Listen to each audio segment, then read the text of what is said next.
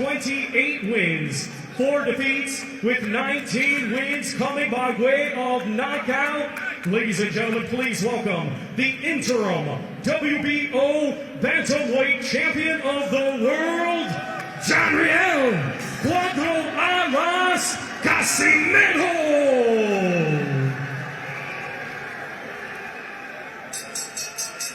And his opponent across the ring, he is the defending world champion, fighting tonight out of the blue corner. He's wearing white with red and gold and weighed in at 8 stone, 4 pounds. Hailing from East London, Eastern Cape, South Africa, he has a professional record of 28 wins, 3 defeats, with 21 of his 28 wins coming by way of knockout. Ladies and gentlemen, here is the former IBF Junior Bantamweight World Champion, and tonight, the reigning and defending WBO Bantamweight Champion of the World, Zolani Lastborn.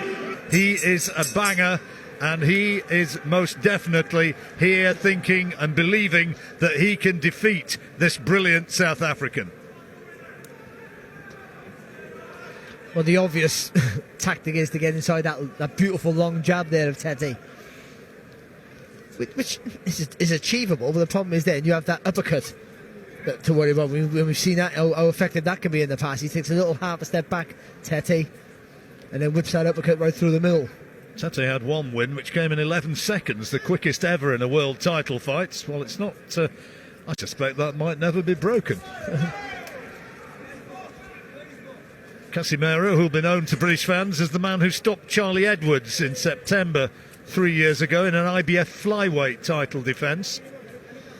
He won this interim title in February against Ricardo Espinosa and then defended it in August against Cesar Ramirez. Both those came by way of stoppage. Well, he's a quality operator, and if you allow him forward momentum and he gets it on his side, then he's a really hard man to deter. He really is.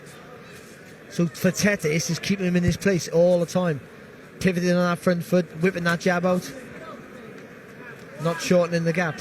Tete, tremendous athlete, stands 5'9" and only weighed 8 stone 4 at the weigh-in. Comfortably made the 8'6" limit. That's the crazy part of it. How he makes the weight relatively comfortable. It's never comfortable making any weight, but he doesn't look as drawn as you see other fighters, and that's one of life's mysteries, John. He wants the brilliant Japanese fighter Naoya Inoue, who beat Nonito Donaire in that terrific fight. What was it, 3 weeks ago? Oh, great fight. Great fight, wasn't it? And it could have been Tete in the final had he been able to beat Donaire, but he pulled out of that Super Series with a shoulder injury. It was the right arm, the right shoulder, and that sort of an injury, it's kind of psychological. He's got to trust himself to be able to throw it. Yeah, of course you have, because that right hand, which is the jab hand, of course, of Tete, is his most important weapon. On occasion, he kind of just does enough. We commentated on a fight over in Yekaterinburg last year. It was that fight last October. Yeah. And that was that sort of fight, wasn't it? He won by about a 4 or 5 point margin, but he never really took any risks at all. No, he can coast the fight, can't he? So he can stick in second gear, just pick you off and be happy with that. Well, fairly quiet opening round. Jabs were enough to give him the edge for me. Casimero didn't really do enough, if anything, to be fair.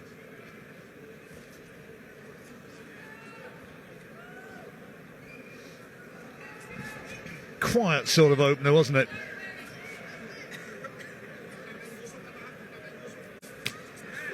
Test will come when Casimero lands one of those big punches, or when he fully commits to an attack. He's jumped into a few attacks, but I don't think he's been fully committed. And when he does that, if he can be effective, or if Tete can read it, and as we said earlier, whip that uppercut on the target. Casimero promoted by the legendary Manny Pacquiao.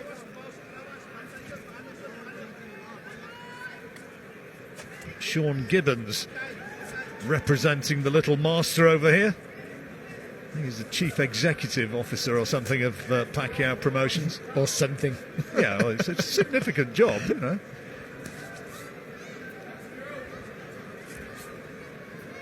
He introduced himself to me as that and also as the president, so I'm not sure which it was.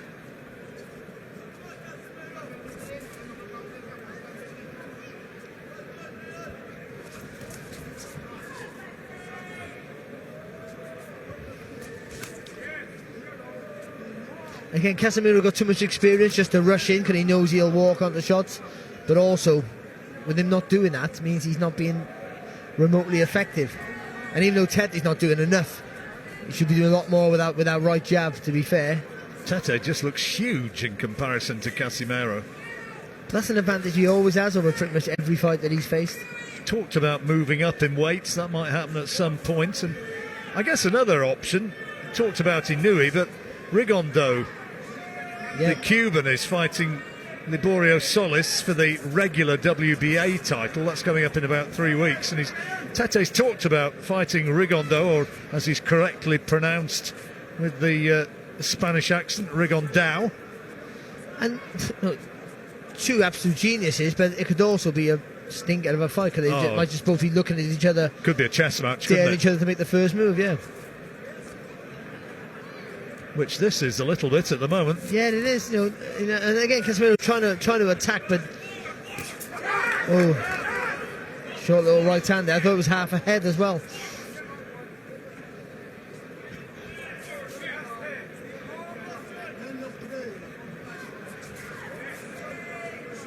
As ever, Tete's entourage came to the ring singing and dancing.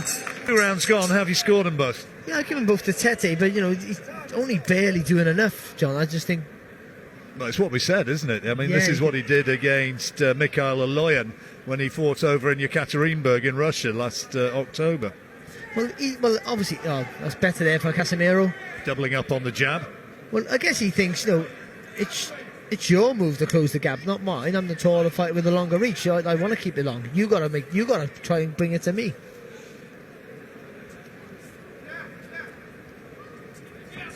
Bags of experience, though, Casimero.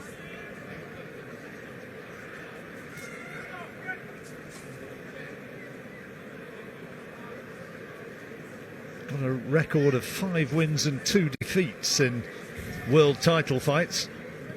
Tete 5-1. He's won his last 12 since September 2012.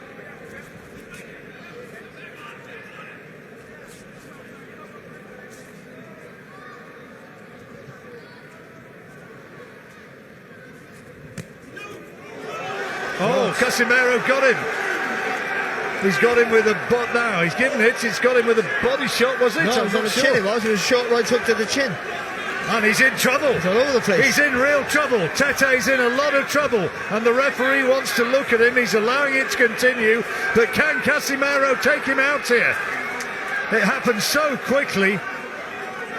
And he's still got a long way to go in this round. There's 1 minute, 20 seconds. And Tete still looks unsteady. He's got to buy some time here and make Casimero miss. Casimero needs to pick his punches and he can't find the clean shot and he falls down.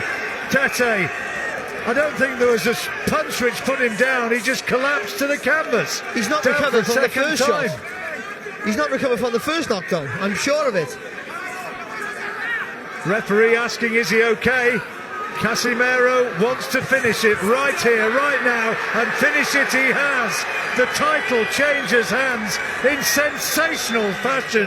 Zolani Tete stops.